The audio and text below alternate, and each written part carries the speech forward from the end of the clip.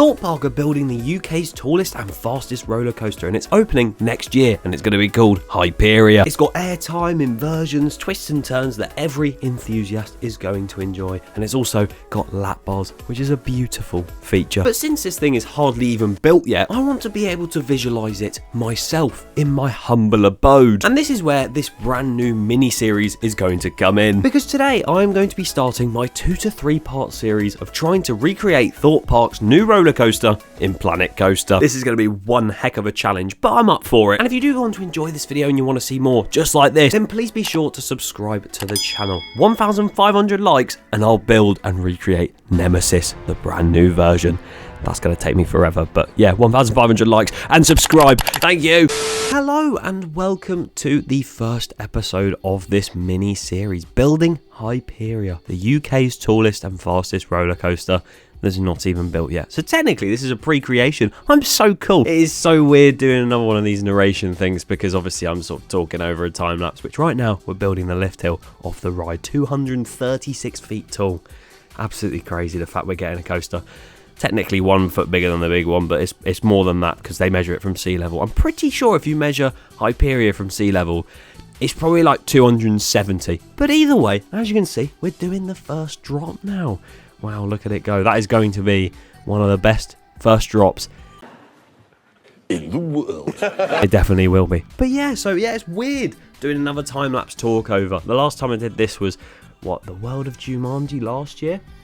If you don't know, I basically decided there's a new area at Chessington with a brand new roller coaster. Why not build it in Planet Coaster and do a little mini-series, which is what's happening now. You can see it on your screens. Although Hyperia is actually a lot easier in some aspects because Mandrill Mayhem somehow had to do a boomerang element, and this game can't function properly and actually have a boomerang element to it. So that was quite difficult, but this is a standard Mack hypercoaster just with some massive and weird elements which are going to be insane. But yeah, you can see the floor plan on the floor, funnily enough, that I'm following, and it's based on the sort of plans that we've been given for this new coaster, and I'm trying to follow it as best I can. You can see this first sort of inversion. Is it an inversion?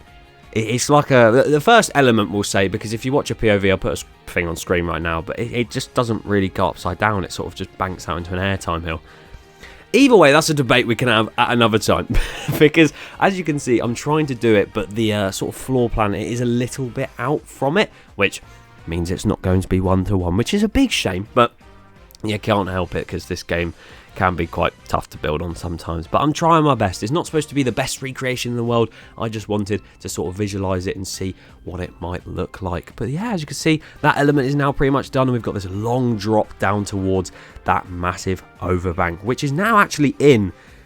Yeah, all of it's in now. I was going to say pretty much all in, but it's all in, which, Jesus Christ, it looks massive. Like, if you see it on the skyline against Saw, I think it's 160 to 70 feet now, and that's not even the tallest part of the ride. It's about 60 to 70 feet off being the tallest part of the ride, so the fact that it's that tall and it looks that big without the lift hill there, I can't wait to see what it's going to look like when that whole structure is done. But yeah, this element here is so strange. I've probably mentioned it in so many different videos, but the fact it banks outwards up towards the top sort of leaves you hanging outwards with a lap bar as well. That's going to be crazy.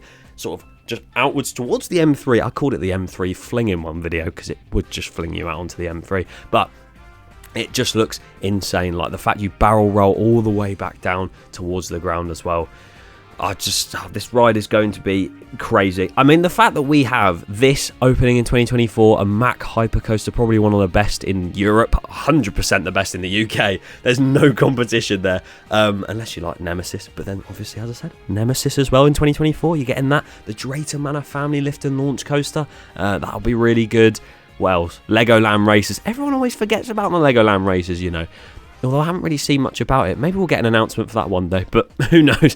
But that is happening. I just think we have such a strong year next year for the UK. It's going to be insane. It's basically 1994 all over again. Just Blackpool haven't done anything, as per usual. But here we are. We're on the Hyperia build. We're on the splashdown section. Yes, it's going to have a splashdown if you've ridden the likes of Shambhala, Manta, or even Hyperion has one, which has a very similar name to this one. They've got basically this water fountain sort of thing. It has the train passes, and that's going to be hopefully on Hyperia as well, but who knows if it's going to work. They said they were going to bring back a tidal wave effect. The fire never happened, so who knows if we're actually going to see water fountains on that. It might just be a little smoke bit or nothing. It wouldn't surprise me. But you never know, jokes aside, Thorpe Park might have something up their sleeve to do with this entire ride. Like, it might look absolutely amazing theming-wise. I think it's going to be more stylized like Icon, but who knows at this point. We've had barely any info on that. As you can see, I'm doing the brake run now, which is going to have a lot of speed going into, so that brake run is massive. Like, it's huge, as you can see by this little creation here. This little creation, it's not little, it's massive. But there you go, that's the final bank turn. There's basically an outer bank after the splashdown, which I have deleted. I did start doing that, but it really didn't work with the shaping of the layout of the floor plan, so I've just left it until I've done the brake run and worked my way around, like you can see me doing here. Yeah, the coaster's coming along quite well. I mean, some of these bank turns, like you can see here, they look really snappy, but once I smooth them out, they should look a bit better. I thought I froze them, but it's just the time-lapse stopping. I guess I was just checking plans or something to make sure I was doing that right. I think I was. I've been watching a lot of the animated POV that they released to see how close I am to actually recreating this quite well.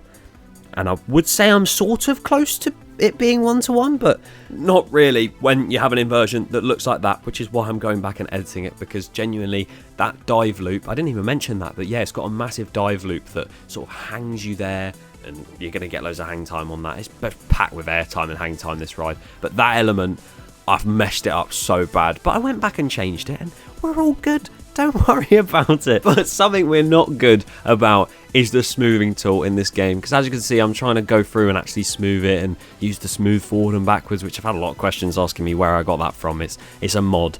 I genuinely don't know how I installed it, but there you go. It's called ACSE smoothing mod. Very useful, very handy, but I can't remember how I downloaded it. The smoothing tool in this game, though, even using that, if you have a banked turn that is you can see me changing the banking on it. Like, you have a banked turn that's really outer banked, you smooth it over, it just turns into a flat turn. It's awful. But I ain't complaining. It's a good little simulator anyway. It does the job. Although it's more of a game than it is a simulator. A good game, there you go. It's a good coaster building game. But now I am doing the final touches for this video. You can see that the smoothing isn't done and the elements still look a bit odd in places, but I'm just deciding to put the different colours in so it looks a bit more like Hyperia, because if you didn't know, from I want to say about 60 foot and down, it's all gold, and then from above that, it's all white. And it does look really cool. They were originally going to blend it up so the sort of gold fades into the white, sort of like what Stealth does, but they're actually not doing that anymore, which does look a bit strange if you focus on it, but we're not focusing on it, so it looks fine. I didn't realise that I'd come to the end of the time lapse because I've just been waffling this entire time, but here are some off-ride footage pieces of Hyperia so far. The support structure is not right at all. I'm going to be redoing that all custom, and then some of the elements as well just look a bit naff, but I promise you in the next episode we'll get them all sorted, smoothed out, and then we can do a POV of this brand new roller coaster coming to Thorpe Park in 2024. Remember to leave a like if you want to see me recreate Nemesis over the closed season. That'll be even more of a challenge, Jesus Christ. And make sure you subscribe to the channel so you don't miss more videos. Goodbye.